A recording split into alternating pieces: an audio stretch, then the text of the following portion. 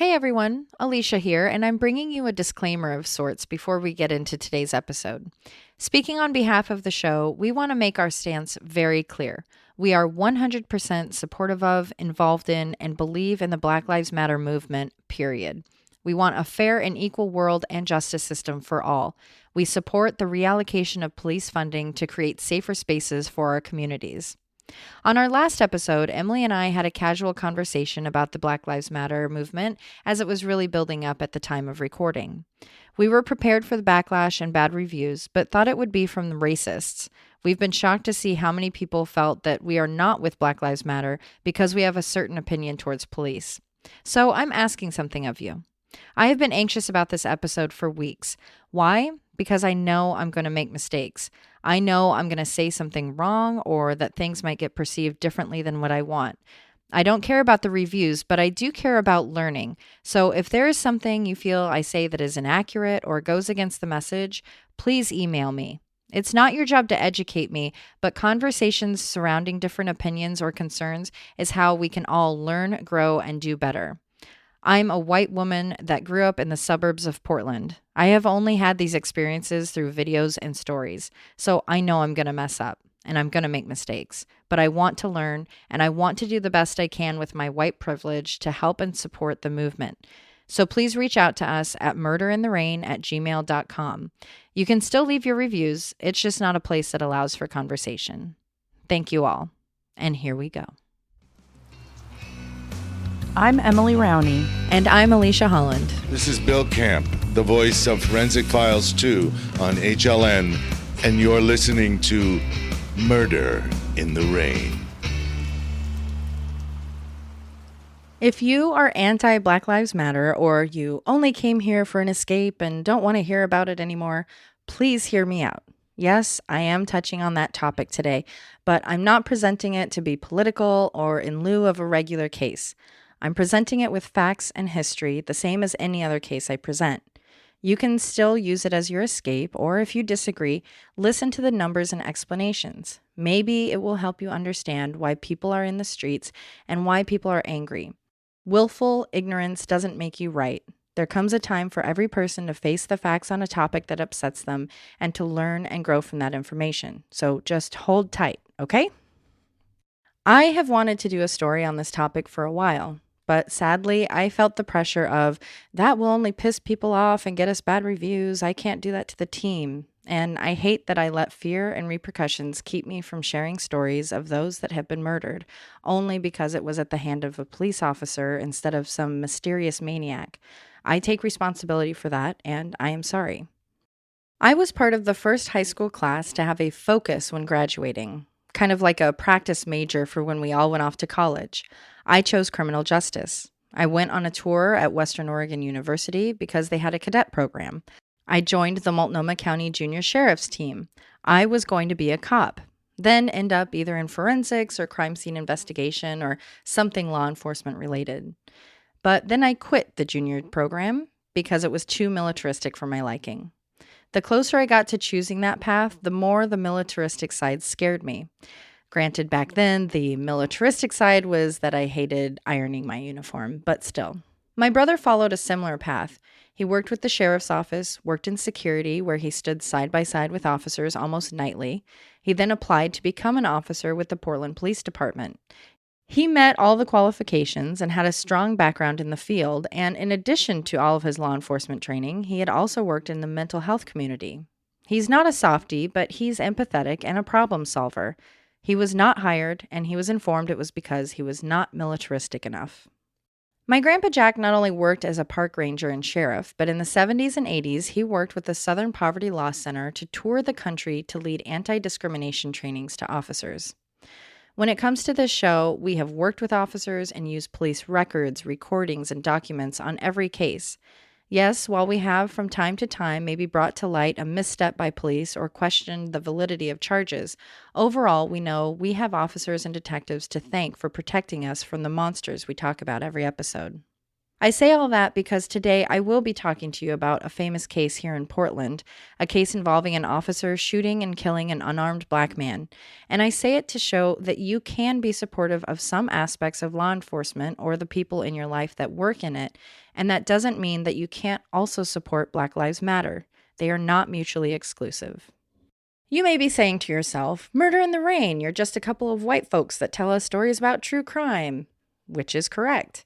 But we do feel it is our duty to use this platform to share stories and information of those that aren't always on the front page, to show our support for the movement, and yes, to share true crime. And murder is murder. The point of this story, of this movement, is not to be political. It is about humans. Whether it's a virus or the color of someone's skin, life is life and should not be politicized. As a show, we are in a very lucky position to connect with thousands of people. As supporters and participants of the Black Lives Matter movement, we can't miss the opportunity of this moment to continue to educate ourselves and our listeners and to provide you with information that may help those that don't understand what it's all about. Today's story will be presented like I always do, some history and information followed by the case and a discussion, and of course bloopers at the end to make us all sound like a load of doofuses. I know that we could all use a break or escape, but too much positive momentum has been built up, and we are not the type of people to accept complacency. So bring on the nasty emails, comments, and reviews, because here we go. Anyone that knows me knows I am opinionated and not shy to share those opinions. For those keeping score, I'm a Taurus, Myers-Briggs, ENFP, and Enneagram 2. Thank you, Aaron and Melissa. So I've had my share of heated online conversations. Oh boy, that's an understatement. Something Emily isn't quite as big a fan of. Classic. That being said, there are some common talking points I would like to touch on momentarily. Please note, I am not an expert, but I will use the best sources I can to explain some of the common misconceptions surrounding the movement. As with any hot button topic, there are the apple and orange people. In this case, it's usually, but cops kill white people every day too, and no one talks about them, which I love because it's like, so then why aren't you pissed about it and also marching in the streets against police brutality? While that is true, that if you look at numbers on paper, it seems pretty close. In 2019, there were 55 deaths involving an officer shooting an unarmed individual. Of those 55, 25 of them were white and only 14 were black.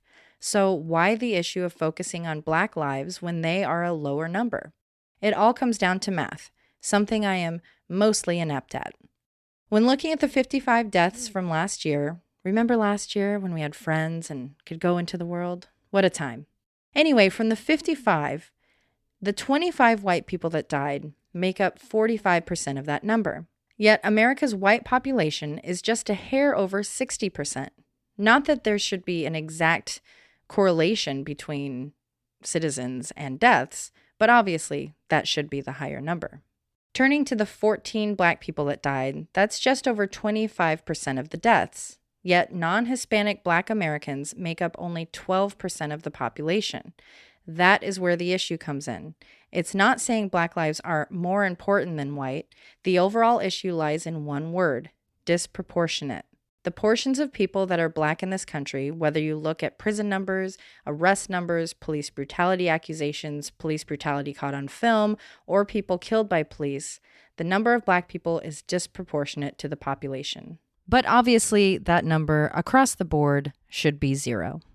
Since the numbers can get out of hand, I want to keep the next segment local to Oregon. Inevitably, there's always the argument, well, cops get killed every day and blue lives matter. First of all, with blue lives, can we just point out that no one should want to die? This is not a tit-for-tat matter, as if it's okay to say, well, 4 officers died in the line of duty last year, so they get a free pass to kill 4 unarmed people. It doesn't work that way. When it comes to the blue of the lives, the blue gets to come off. The blue goes in the wash and is put on a hanger, while Officer Guy puts on cargo shorts and goes to a neighbor's barbecue where people don't know right away he is a blue life. Black lives don't get days off. Black lives are looked at with suspicion and hate all day, every day. There's no walking away from it. When you choose to be blue, because it is a choice, you are choosing a dangerous job. To give some context, for the last 6 years, I have worked in mental health facilities. These have predominantly been school settings for students with mental, physical, emotional, and behavioral disabilities.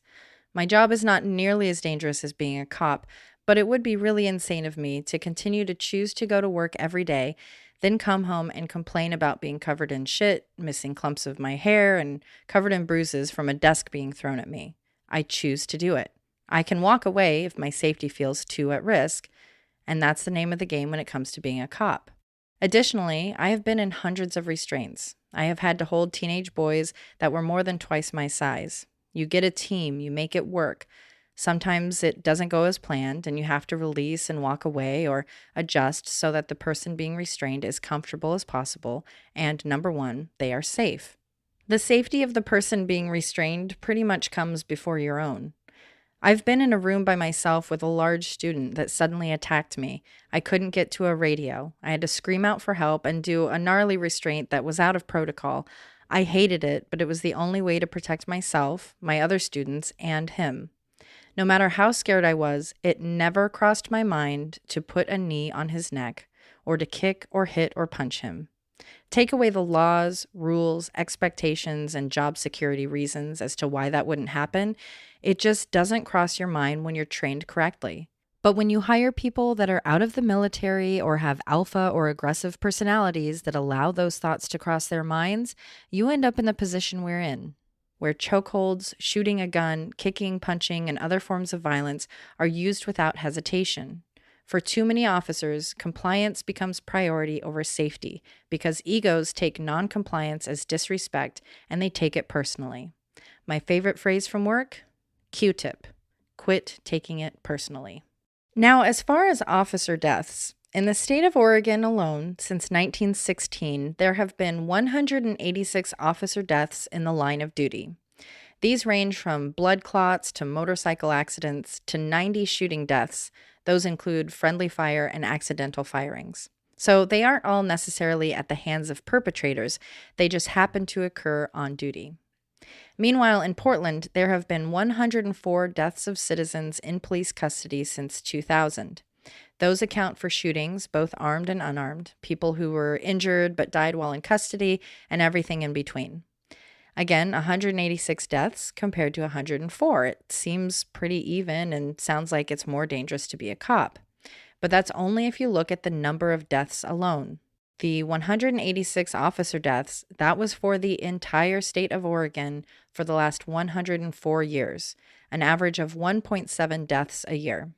The 104 citizen deaths are from Portland only and for the last 20 years, making an average of 5.2 deaths a year, and that's just one city. Say it with me now, disproportionate.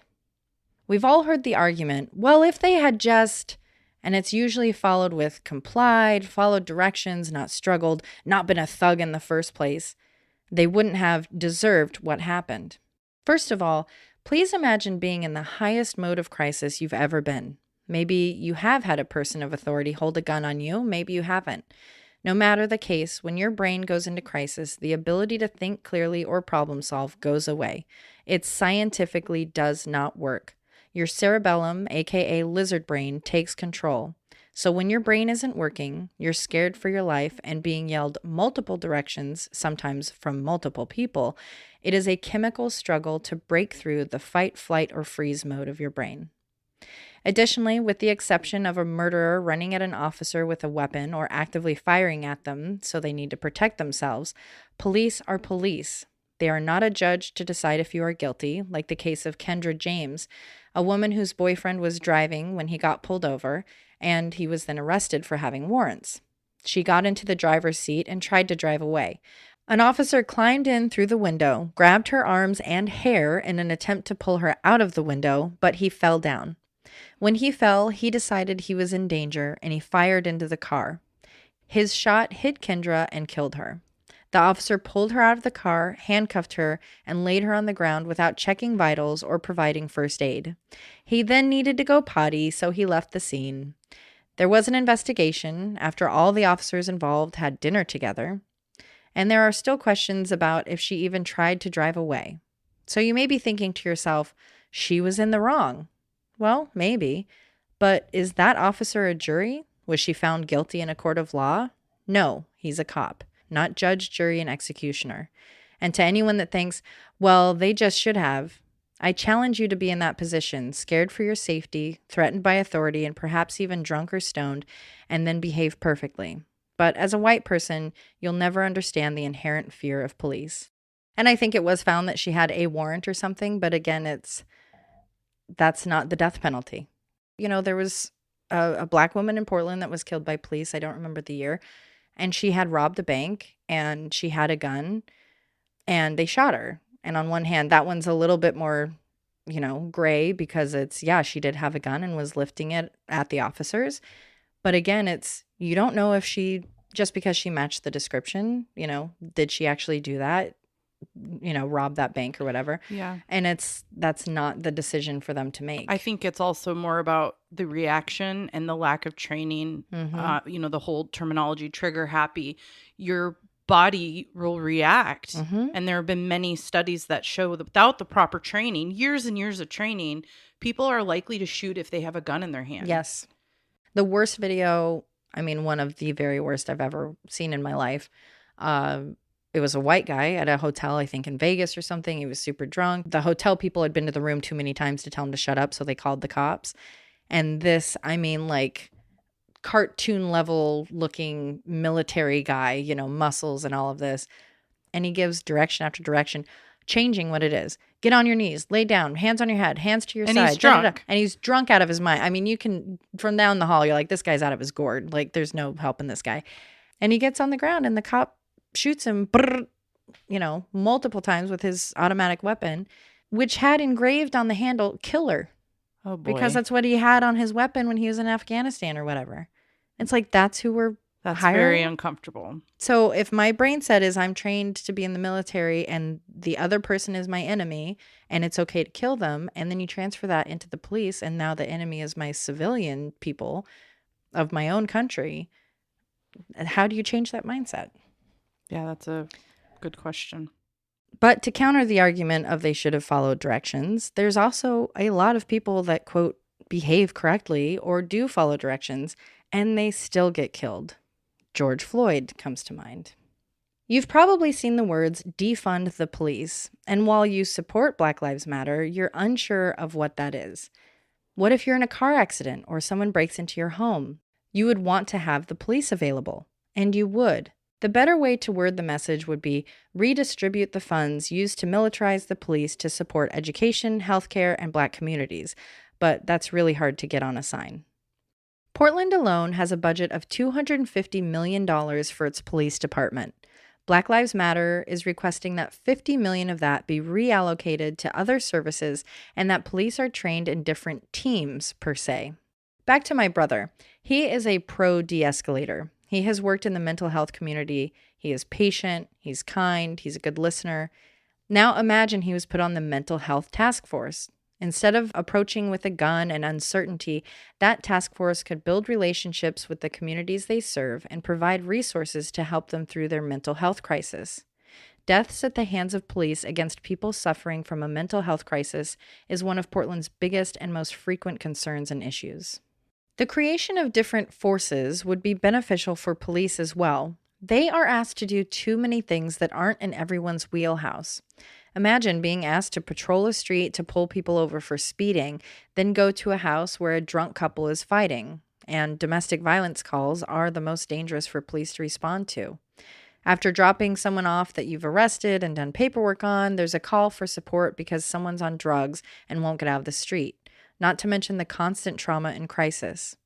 Different nonviolent forces would benefit the people and police. As for the money, if you live in Portland, I have a fun fact for you. Did you know there's an officer on the force named Leo Bessner that as of January 2019, just 16 years with the Portland Police Department, he has cost taxpayers $852,000 in payouts for use of excessive force. Isn't that fun? As someone that has been laid off from multiple jobs in education over the years because of budget cuts and just because I'm a person, that is an upsetting number to hear. And that is just one cop on one force in one city. That's not counting the endless legal fees of officers fighting to be reinstated, paid leave, police lawsuits, and other families and victims that sue. Is that really how you want to be spending your money? For a great bit of info about police firings and unions, watch Last Week Tonight with John Oliver from June 8th. He goes into really deep detail as to why it is difficult to fire officers like Leo Besner. Of over his $750,000 in settlements, 500,000 of that came from when Besner shot Raymond Guerter in the back while Raymond was on the phone with a negotiator as he was going through a mental health crisis. Oh boy. No warning was given, just a shot. Raymond was left on the ground for over 20 minutes. Even as officers approached, they weren't in a hurry to provide medical attention, which might have saved him. Instead, they tased him just to make sure he was dead. And that's just one example of his great work. Don't worry, he was promoted a few years after the incident. So, what does marching do or hope to do? As someone that has been at protests, I can tell you they are peaceful and safe. Out of the tens of thousands of people, everyone tries to keep space from each other, and I saw maybe 10 people not wearing masks. Way better percentage than the grocery store. Additionally, I saw one kid take the opportunity to spray paint a symbol on a building, and that was it. Those that are the looters and rioters are going to places that peaceful organizers avoid. Some are angry BLM supporters that feel this is how they want to express their anger. Some are just people seeing a way to get free stuff. And in some of the most shocking and heartbreaking videos I've watched over the last few months, they are police. Really, I have watched video after video of officers either verbally giving directions for people to spray paint things or plainclothes officers using hammers on business windows trying to rile up the crowd. I really didn't believe it at first. I even talked to my dad about it and how in my most naive heart thought it couldn't be real. He, a pretty centrist, non-conspiracy guy, responded with well, yeah, that's been going on since the 60s trying to get the riots going. That one still hurts. Serve and protect. That's what runs through my head when I see those videos. They are supposed to serve and protect. Marching is bringing some change. Some cities have changed their funding to police. Some have changed where police can work, like canceling school and transportation officers. So there is a change coming, but there's more to do, so the marching continues. I could literally spend all day going into finding after finding from city after city, showing that people of color, especially Black people, are time and time again found to be more likely stopped, arrested, or killed by police. Or the fact that the idea of having police was created as slave management. So yeah, there is a history of racism. But I won't. I will just say this is an epidemic. It's been great to see all the streaming platforms dedicate sections of learning and supporting the Black Lives Matter movement and Black creators. For more understanding as to how we got here, watch the documentary 13th on Netflix. I know I talk about it all the time, but for a horrific understanding of the judicial system, please watch Time, the Kalief Browder story on Netflix as well. I talk about it a lot because when I watched it a few years ago, it truly changed me in my understanding of the world. It is physically and emotionally painful to watch, which I know can be difficult when we are already so stressed out about the state of the world, but it is important to do things that make us uncomfortable. That's how we grow and learn. Hopefully that brought some additional understanding to those that are on the fence and maybe provided some handy numbers to people like me that cannot not get involved in conversations online. And if you are doing that, hopefully you are also providing solutions and ideas, not just arguments and name calling. You don't have to tell me. There are so many more moving parts here, from crime bills to private prison systems. It goes on, but I'm going to stop there. Now to put all of this into perspective. It was January 29th, 2010, a day Marva Davis will never forget, a day no parent could imagine. That was the day she lost both of her sons. It was a Friday. She had been at the hospital with her 23-year-old son, Timothy Douglas. Timothy suffered from kidney and heart issues. He had been given a heart transplant back in 2000, but it had run its course. At 8 a.m. on January 29th, he passed away.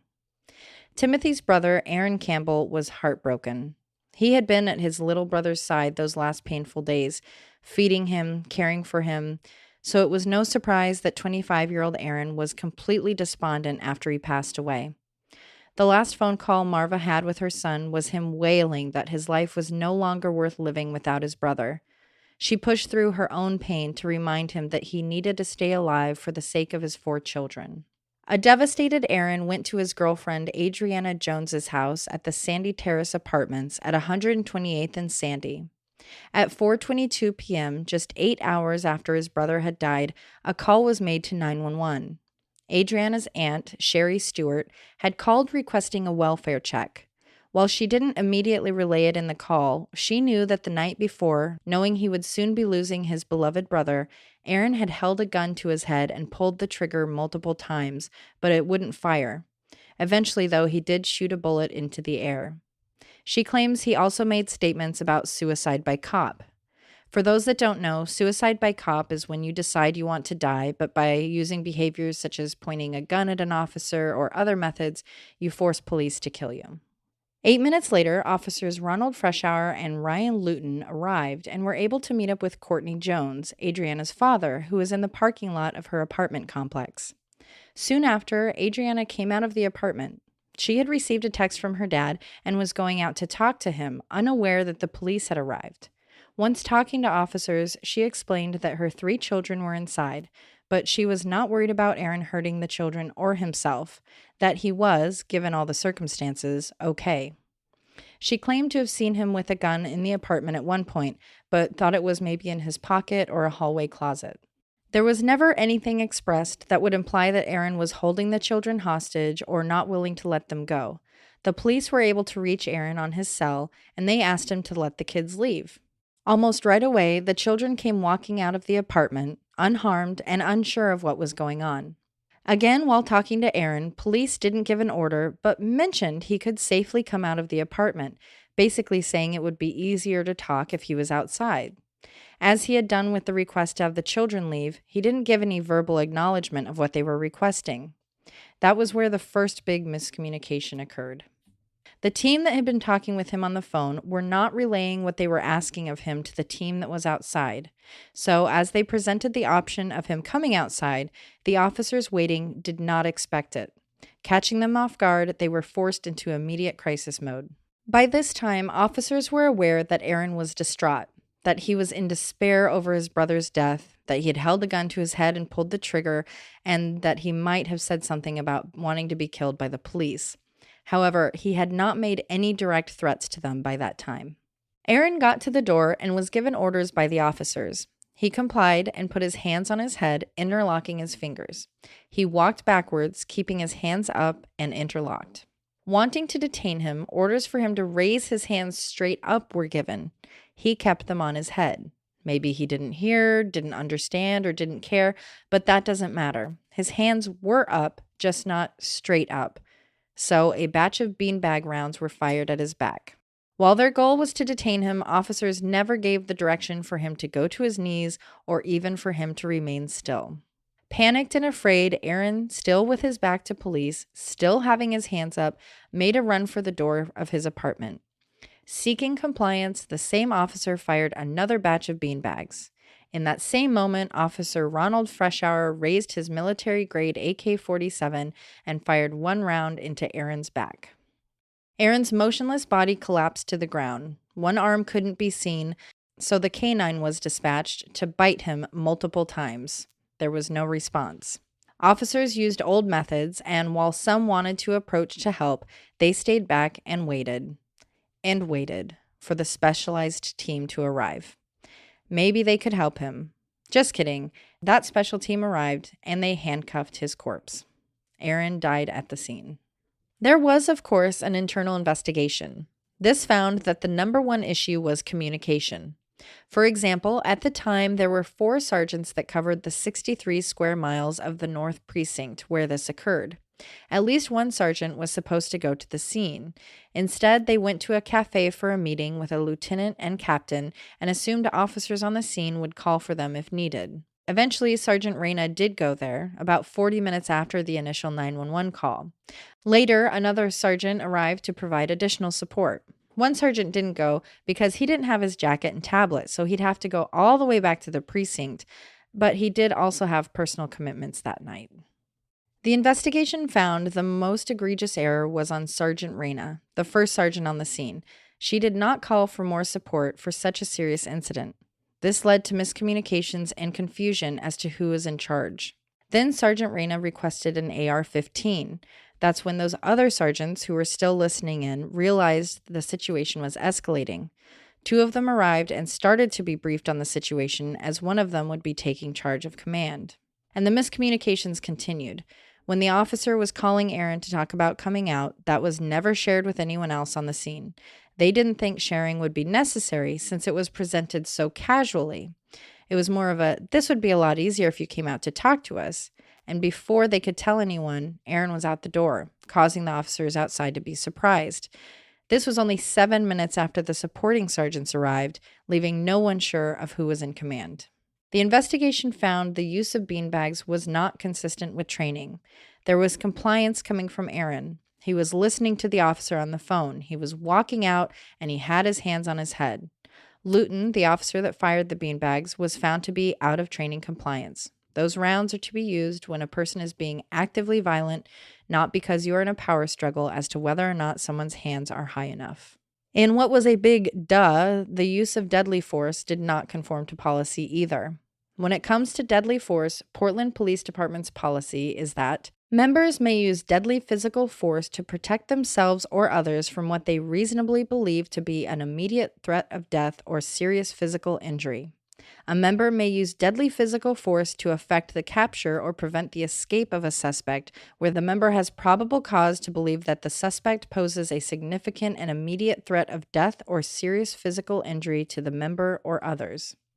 None of which fit with a man walking out with his hands on his head or running back into a home. Details from officers weren't consistent either. They couldn't even agree on the pace of which Aaron left or went back into the building. Some say he walked, some say it was briskly, some say he ran. Either way, it was away from police and into a home he was allowed to be in. Investigators felt that Detective Frashour had it set in his mind that Campbell was dangerous and planning something, even changing his sights on his gun to be closer range, not leaving any room for crisis intervention. The investigation continues to show again and again that Officer Frashour showed no signs of problem solving, flexibility, or ability to think clearly and training appropriate in the situation. As Officer Frashour was asked if the beanbags appeared to cause pain or reaction from Aaron, he responded that he didn't know or couldn't say. In the post-incident interview, the investigator said, Frashour was so rigid in his interpretation of the situation that he does not recognize that being hit by the beanbag gun would cause pain. Conflicting reports continued when it came to the reasoning behind the shooting. Frashour explained that his decision to fire the lethal round was because after the beanbag rounds hit Aaron, making him run for the apartment with his back to the officers, he was also reaching into his waistband at his back. Given that there were reports of Aaron having a gun and Frashour's continued inability to use sound decision-making skills, he was sure Aaron was reaching for a gun, not holding his backside where he had just been shot. Without a gun being seen, wielded, or fired, the decision was made to use lethal force.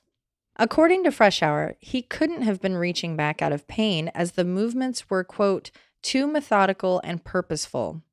He goes on to explain that while there is always a probability of someone being unarmed or baiting cops into shooting them, none of that crossed his mind in the moment. If he wasn't armed, he would have followed directions, basically. In the end, Frashour feels that, unarmed or not, in those few seconds of shock, pain, fear, and being yelled directions while under crisis, Aaron did what he did to get shot by police. But what if there had been better communication and he knew that Aaron was exiting the apartment because he was complying? It wouldn't have changed the end result. Frashour guesses that it would have shown compliance, but he wouldn't have not shot him. What?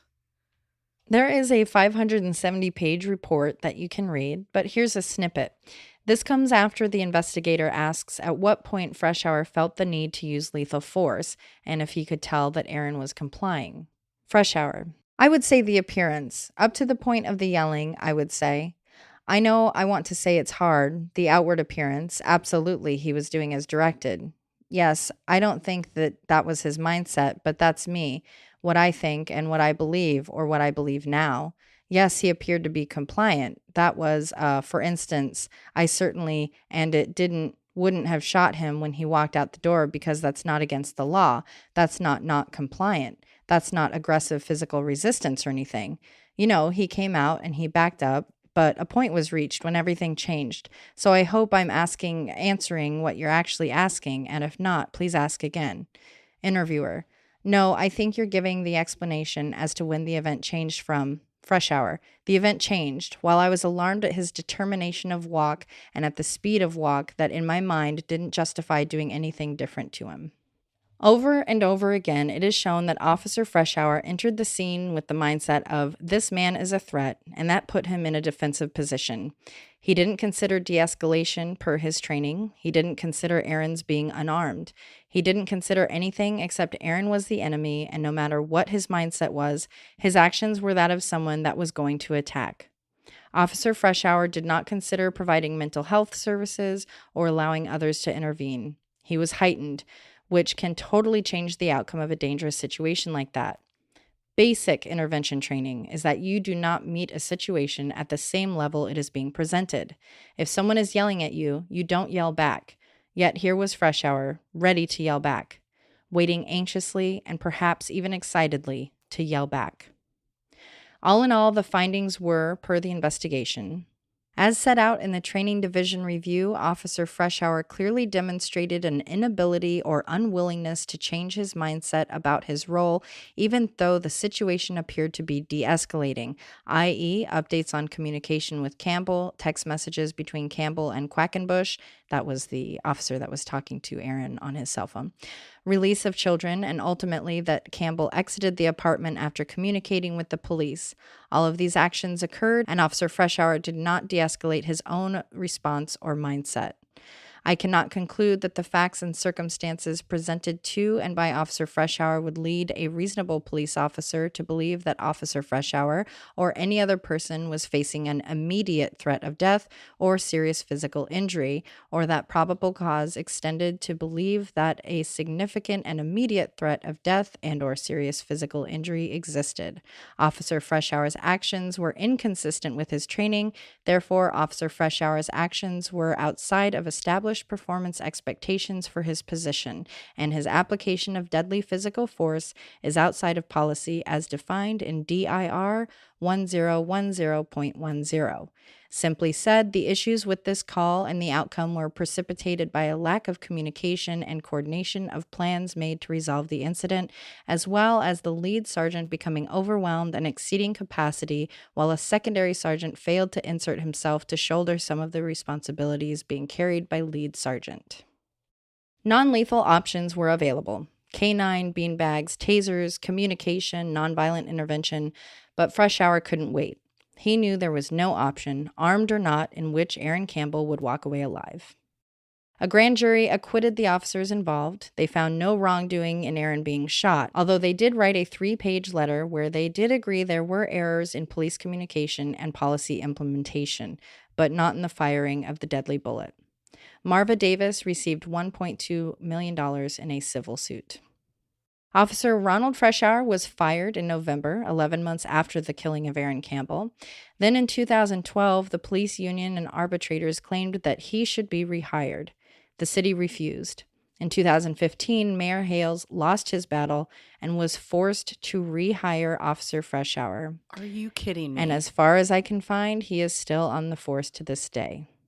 Imagine the arrogance of knowing you mistakenly took someone's life because you are not good at your job, and instead of moving away from that job or even the city, you spend that city's time and money to fight to have the same job back.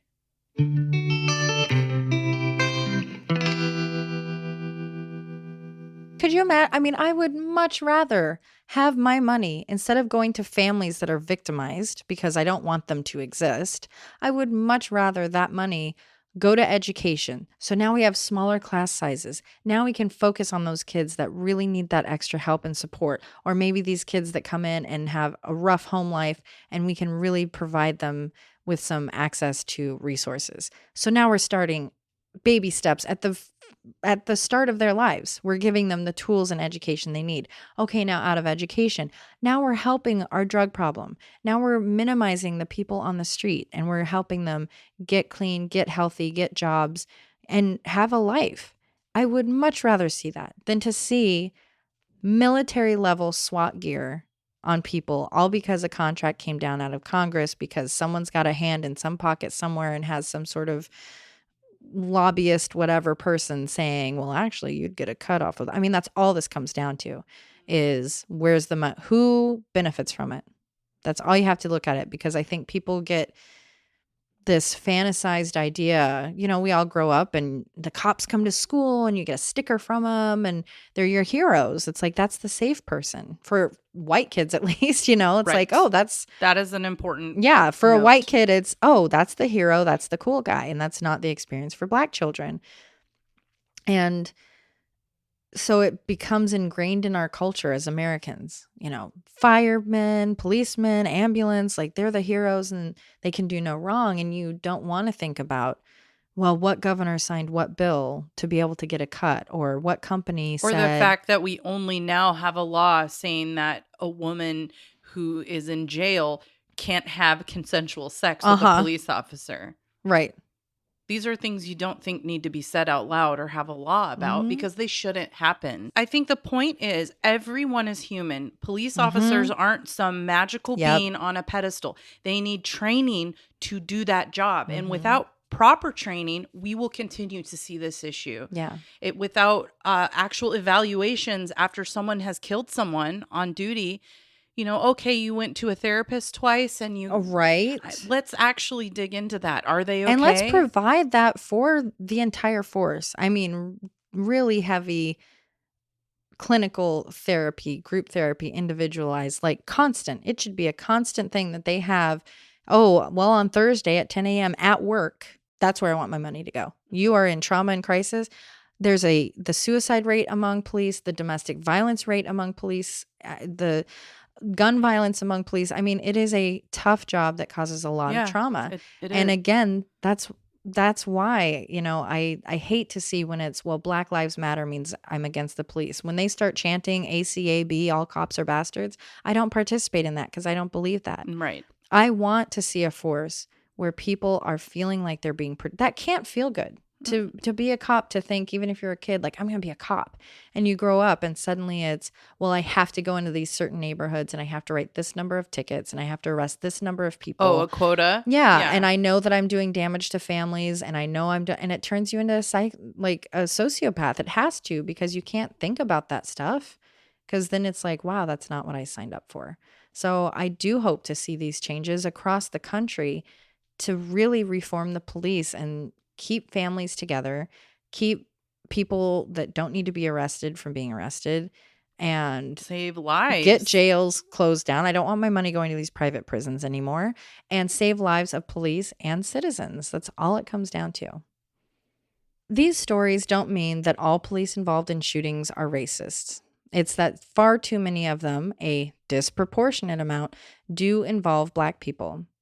Be it that they are racist, which, as we see day after day on social media posts or caught on tape, there are a lot of racist police, or have subconscious judgment, unarmed Black people are killed at the hands of police, period. Serve and protect, not authority and kill. We have men and women that have grown up in the ages of video games, war tours, normalization of brutality and racism, and a bill that allows military-level weapons and gear to be sold to police. It is no surprise that things have come to a head. We need to get back to the days of Andy Griffith. Okay, so not the actual, somehow even more racist times, but when your local police officer was at his office waiting for a call to help, where one or two officers were in your neighborhood and knew everyone, where officers weren't pulling guns on children and killing indiscriminately. That is why we march. That is why we say Black Lives Matter. That is why people are fighting every day for a right and fair justice system that serves everyone in this country fairly. This is something everyone in the true crime community has no excuse to not support. If all of the white women that mostly comprise the true crime fandom stood up to say, we want equal justice for all, that would be a very loud voice. So let's use our voice and our love of crime solving and justice to support this movement and push for better laws, a better system, and better lives for our fellow humans. Stay angry so they don't get murdered, if you will.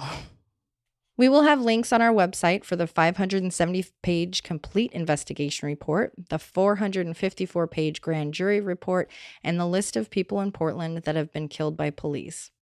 I know that this all seems overwhelming, but you don't have to do it all. We may do too much or feel exhausted and then feel guilty for feeling that way, but it's okay. One thing a day. Listening to this, that was your one thing today. Tomorrow, watch a documentary or sign a petition, go to a march, or learn about someone from your city that was killed by police. Just one thing a day, and we will keep moving forward. And always remember, Black Lives Matter.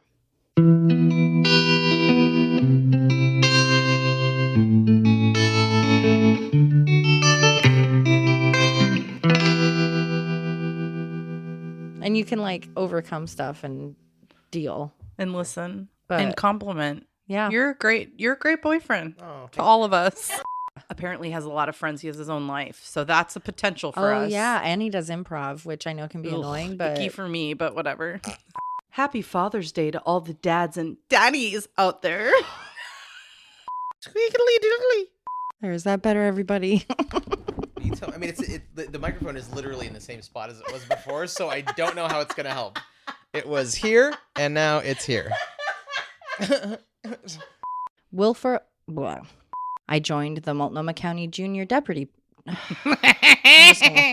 So I've had my share of heated online conversations. Oh boy, that's an understatement. Something Emily isn't quite as big a fan of. As though I sound like an asshole. Wow. That's how I talk. Ugh. Good to know. The 104 citizens. How the fuck? I'm sorry, sir. Yeah, I Please don't be apologize. mad at us, Daddy. We're sorry, Daddy. We won't do it again. Happy Daddy's Day, Daddy. Daddy, I need a diaper change. Oh, No. You crossed the line, time teller. Hey, Daddy, I shat on your couch. That was my breast on the I microphone. saw the whole thing. He recorded the whole thing That's right. for his poster. Boy, hoy hoing. Boing. What am I saying? No one knows. No one knows. Oh, nobody knows. Oh, Does no. Daddy know? Daddy, do you know? Daddy, did you know I've been naughty this year? I need you to spank me 'cause the coal isn't clear. Having police not as, you stupid. It's been, oh, boy. It's been a while. Oh, Yay. casual stained. But for a horrific understanding of the judicial system. Stepping on vaginas. How dare you? The old vagina stomp. Ba, ba, da, da, da. Meat Vagina stomp. curtains. Lost my foot in the meat curtain. My foot is lost. Meat curtains. Ooh, meat curtains. Go meat Cur- curtains. yes. Cruising, da, da, da, da, da. Meat Meat curtains. curtains. Go meat Meat curtains. curtains. Beanbags gun. Beansbags guns. Beans, bags, guns. Just letting that truck. Yeah. Just letting the truck go. Let that truck go. Yeah, sometimes you gotta just let that truck go. You know, life Just is in life life. is hectic. Life is crazy. Sometimes you just gotta let that truck go. There was a man who set up his own trap because he kept getting robbed. They were coming through the skylight. He put a cage and electrocuted him, and he died. And he, big time went to prison. Yeah, I think if you set something up to purposely kill, that might be a little I extreme. feel like there might be more to that story. I'll look into it and get back to you. Murder in the Rain is produced and edited by Josh McCullough. Written and hosted by Emily Rowney and Alisha Holland. Artwork by Jamie Costa. Music by Kai Pfeiffer at kyfifer.com. Check out our website, murderintherain.com, for additional information on all cases, a fun interactive map, and be sure to subscribe so you can receive our newsletter. Check out the Mad Props page for coupon codes from some of our sponsors. We love your reviews and seeing them on all streaming platforms, especially iTunes. And check us out on Facebook, Instagram, and Twitter. And suck my balls. Please put that in.